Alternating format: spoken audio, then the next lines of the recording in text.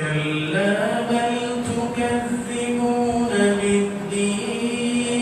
بالدين وإن عليكم لحافظين كراما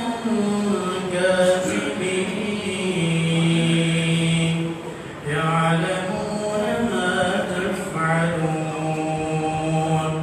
إن الأبرار لفي نعيم وإن الفجار لفي جحيم يصلونها يوم الدين وما هم عنها بغائبين وما أدراك ما يوم الدين ثم ما أدراك ما يوم الدين يوم لا تملك